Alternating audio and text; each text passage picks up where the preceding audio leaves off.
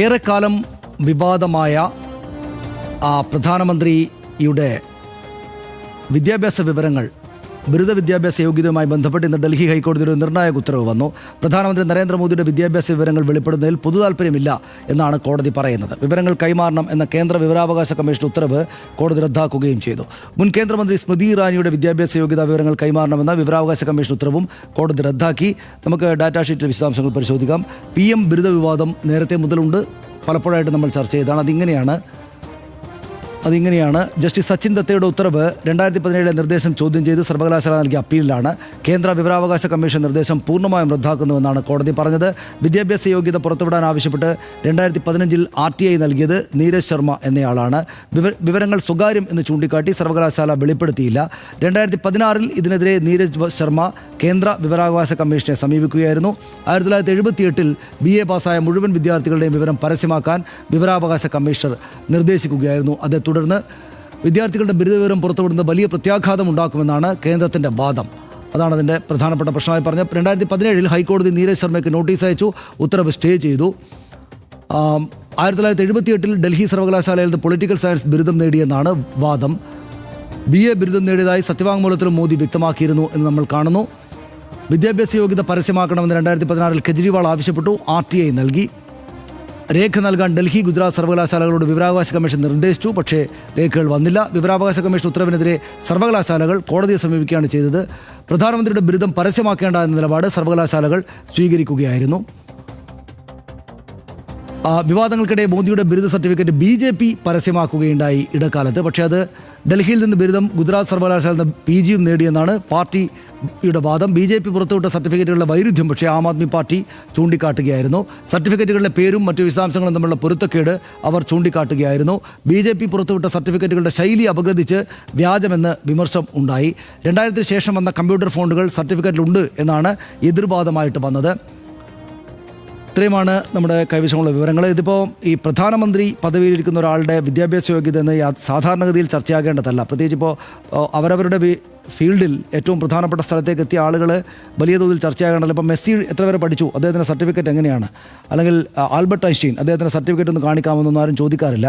രാഷ്ട്രീയ രംഗത്താണെങ്കിൽ പ്രധാനമന്ത്രി ഈ മഹാരാജ്യത്തിലെ ഏറ്റവും പ്രധാനപ്പെട്ട രാഷ്ട്രീയ പ്രവർത്തനമായിട്ട് നിൽക്കുകയാണ്. യഥാർത്ഥത്തിൽ ചർച്ചയാകേണ്ടതല്ല. പക്ഷേ അദ്ദേഹത്തിൻ്റെ ഭാഗത്ത് നിന്ന് വരുന്ന, അല്ലെങ്കിൽ ആ പാർട്ടിയുടെയും മറ്റും സർക്കാരിൻ്റെയും ഭാഗത്ത് നിന്ന് വരുന്ന ചില നിലപാടുകളുടെ വൈരുദ്ധ്യങ്ങൾ കൊണ്ടാണ് ഈ പ്രശ്നം ഉണ്ടാകുന്ന. അഖില രവീന്ദ്രൻ വിവരങ്ങളുമായി ചേരും. അഖില, ഇതിപ്പോൾ നമ്മുടെ രാജ്യത്തിൻ്റെ പ്രധാനമന്ത്രിയുടെ വിദ്യാഭ്യാസമൊക്കെ ഇങ്ങനെ ചർച്ചയാകുന്ന അത്ര സുഖകരമായിട്ടുള്ള കാര്യമല്ല. പക്ഷെ അത് ആവർത്തിച്ച് സംഭവിക്കുകയാണ്.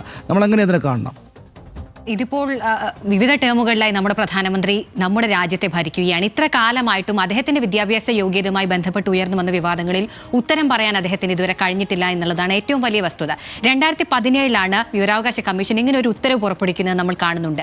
8 വർഷത്തിന് ശേഷമാണ് ഡൽഹി ഹൈക്കോടതി ആ ഉത്തരവിനെ റദ്ദാക്കിക്കൊണ്ട്, പൂർണ്ണാർത്ഥത്തിൽ റദ്ദാക്കിക്കൊണ്ട് ഒരു ഉത്തരവ് പുറപ്പെടുവിക്കുന്നത്. അതായത് നമ്മുടെ പ്രധാനമന്ത്രിയുടെ ബിരുദവുമായി ബന്ധപ്പെട്ട വിശദാംശങ്ങൾ സാധാരണക്കാർ, ജനങ്ങൾ അറിയേണ്ടതില്ല എന്ന തരത്തിലാണ് ഇപ്പോൾ ഈ കോടതി വിധിയെ നമുക്ക് വ്യാഖ്യാനിക്കാൻ കഴിയുക, അല്ലെങ്കിൽ മനസ്സിലാക്കാൻ കഴിയുക. അതായത് പ്രധാനമന്ത്രി നരേന്ദ്രമോദിയുമായി ബന്ധപ്പെട്ട് ഇങ്ങനൊരു വിവരവുമായി ബന്ധപ്പെട്ട് ആദ്യം ഡൽഹി സർവകലാശാലയാണ് സമീപിക്കുന്നത്. വിവിധ സർവകലാശാലകളിൽ ഇതുമായി ബന്ധപ്പെട്ട് സമീപിക്കുന്നുണ്ട്. പക്ഷേ അവിടെയൊക്കെ ഈ സർവകലാശാലകൾ എടുക്കുന്ന നിലപാട് നമുക്ക് മനസ്സിലാക്കാൻ കഴിയും. കേന്ദ്രത്തിന്, അല്ലെങ്കിൽ നരേന്ദ്രമോദിക്ക് അനുകൂലമായ ഒരു നിലപാടാണ് സർവകലാശാലകളിൽ നിന്ന് വരുന്നത്.